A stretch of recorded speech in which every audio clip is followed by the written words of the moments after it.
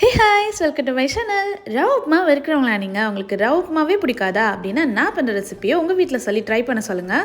அதுக்காக ஒரு பேனில் கொஞ்சமாக நெய் ஊற்றிட்டு அதில் ஒரு கப் அளவுக்கு ரவை போட்டு நல்லா வறுத்து எடுத்துகிட்டு ஒரு பேனில் கொஞ்சமாக தண்ணி ஊற்றி அதில் சால்ட்டு, ஜீரகம், மஞ்சள் பொடி, மிளகா பொடி எல்லாமே போட்டு நல்லா கொதி வந்த பின்னாடி நம்ம வறுத்து வச்சுருக்கிற ரவையும் போட்டு நல்லா கைவிடாமல் கிண்டி எடுத்துக்கலாம். அது கட்டி ஆன பின்னாடி அதை வந்து கொஞ்சம் ஆற விட்டுட்டு சின்ன சின்ன பால்ஸாக உருட்டி எடுத்துக்கலாம். உருட்ட வரலைன்னா அதில் கொஞ்சமாக கையில் எண்ணெய் ஊற்றிட்டு உருட்டி எடுத்துக்கோங்க. தென் வந்து பார்த்தீங்கன்னா அது இட்லி கொப்பரையில் வச்சு நல்லா வேக வச்சு எடுத்துகிட்டு ஒரு பேனில் பார்த்தீங்கன்னா கொஞ்சமாக எண்ணெய் ஊற்றி கடுகு, ஜீரகம், உளுத்தம்பருப்பு இது எல்லாமே போட்டு நல்லா வதக்கிட்டு அதில் வந்து ஒரு பெரிய வெங்காயம், ஒரு தக்காளியும் போட்டு நல்லா வதக்கிக்கோங்க.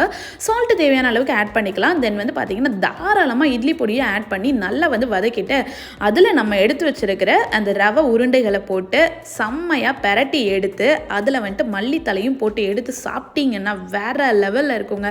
ரவை பிடிக்காதவங்களுக்கு கண்டிப்பாக இதை ஒரு வாட்டியாவது ட்ரை பண்ண சொல்லுங்கள். உண்மையாகவே எல்லாருக்குமே பிடிச்சிடும். Hope you like it. பிடிச்சிருந்தா ட்ரை பண்ணுங்கள்.